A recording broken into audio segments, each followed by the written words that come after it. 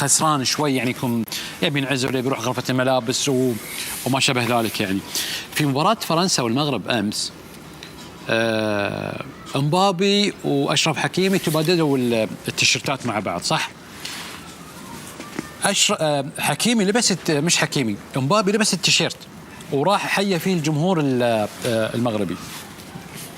لقطة ثانية حق امبابي الناس يحتفلون في غرفة الملابس وفرحانين، امبابي فضل انه يروح يقعد مع رفيقه اشرف حكيمي على احدى ممرات دخول اللاعبين وكانوا يسولفون، وحتى اللعيبه كانوا يجون يعني اللي حي الثاني واللي واسي الثاني واللي بارك حق الثاني. حقيقه هذه المشاهد كانت جدا جميله وحلوه وهي الطبيعيه يعني في عالم كرة القدم.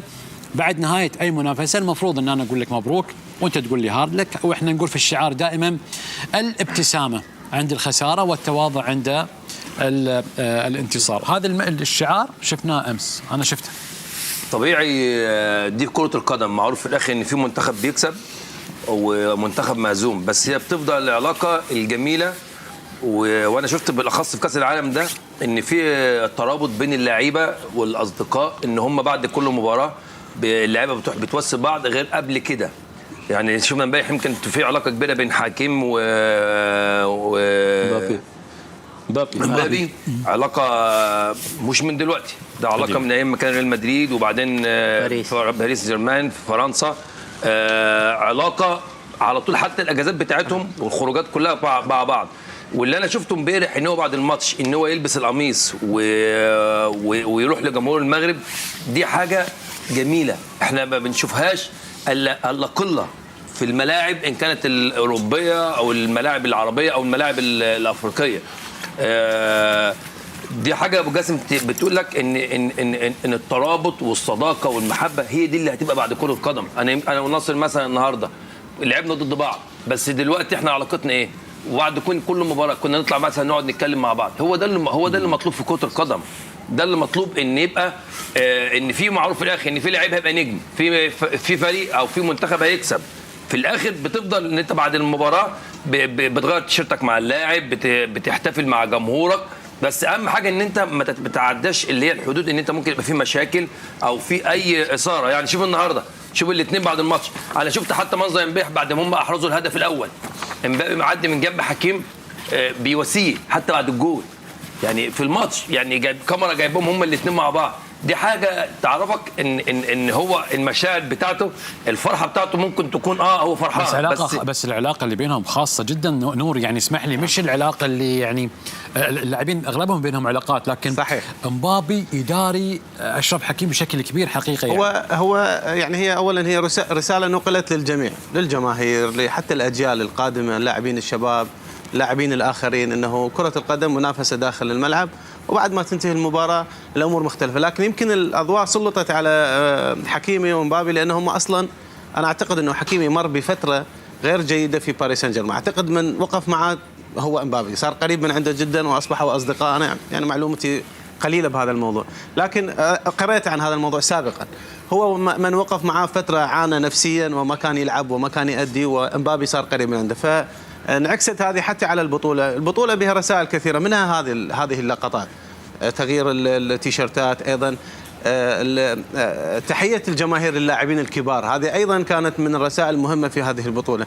لذلك لان هذه الفكره توصل للجميع، انه كره القدم احتراف، عمل، أدي، أخدم الشعار، أخدم البلد، لكن تبقى هناك علاقات وصداقات يجب أنه ما نخسرها، وما يقضي علينا التعصب والعنصرية في سبيل أنه دائما نتميز بهالمسألة. هذا اللي حدث. حتى احنا بنتكلم على موضوع العلاقة بين اللعيبة، لا أنا حتى شفت فخامة الرئيس الأمريكي يثني على المنتخب المغربي، شفت فخامة الرئيس ماكرون رئيس وزراء فرنسا راح إلى غرفة ملابس فرنسا وراح إلى غرفة ملابس المنتخب المغربي وقال لهم يعني خذوا بخاطرهم ما شبه ذلك، ما وهن اللاعبين على مستواهم الممتاز. يعني أنا أقصد أن في رسائل حلوة قاعد أشوفها حقيقة، مثل هاي الرسائل اللي نشوفها، المقاطع اللي نشاهدها حقيقة اعمق واقوى من اللوحات اللي يحطها الفيفا نفسه اللعب النظيف. بالضبط. يعني هذه اعمق وتصل للمشاهد اسرع وللجمهور اسرع، عكس اللي نحط لوحه اللعب النظيف. فحقيقه هذه رسائل تترسخ في الاجيال القادمه، تترسخ للاعبين الحاليين،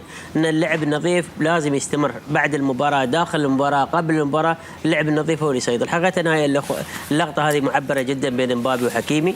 صحيح انهم زملاء في نادي واحد في باريس جيرمان، ممكن اصدقاء، ممكن اكثر من اصدقاء، يعني ممكن حتى يعني اخوه بينهم كبيره، ولكنها تعكس للاعبين وللجمهور. احنا في الملعب لنا فنياتنا، وخارج الملعب او قبل الملعب احنا اصدقاء، ولو انتهت المباراه اصدقاء. شوف مبابي يعني بكل فخر. شوف التيشيرت منين؟ نعم. حكيم حطه فين؟ علشان يشوفون، مش حط عشان الناس تشوف ترى حتى حكيم لبس التيشيرت بهالطريقه، نفس لبس التيشيرت مبابي بهالطريقه، مش الاسم ورا الاسم قدام. دي حاجه رساله بتوصل لكل الناس ولكل العالم.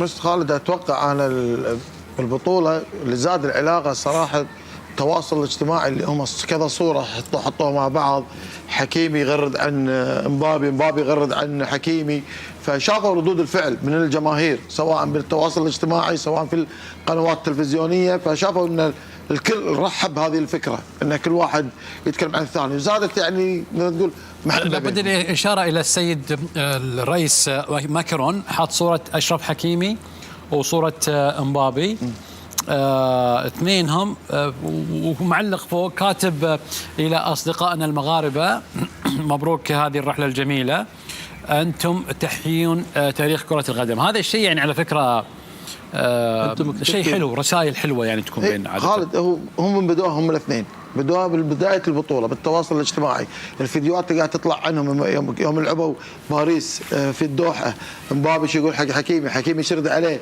فردود الفعل الجماهير على مستوى الوطن العربي والعالمي كله خالد ارتاحوا من التواصل هذا، الكل كان متفق وياهم والكل كان يتباهى بالشغله هذه. يعني احنا بالسابق كنا نشوف خالد نيمار كان ويا ميسي كاس كوبا امريكا، ما اخذت ضجه مثل هذه. ليش هذه اخذت هذه القوه؟ مبابي شو يقول لا تزعل يا اخوي، كل واحد فخور فيكم او فخور باللي سويتوه، انتم صنعتم التاريخ.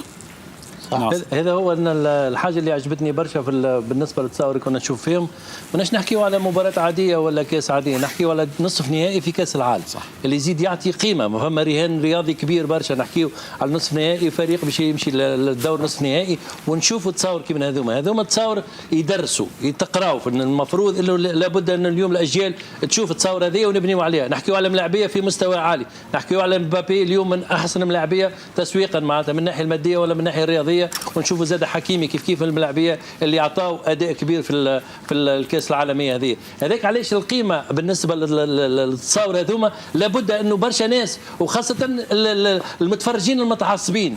فبعد انا نشوف بعد ساعات المشكل مش حتى في اللعيبه برك، فما جماهير متعصبه تحب لابد تكون الانتصارات كل الفريق نتاعها، لكن لابد نشوفوا الناس تتنافس على كاس العالم ونهايه كاس العالم، كيفاش تخرج التصوير هذه لابد ان ندرسوا عليها. طيب خلونا نروح الى الصحافه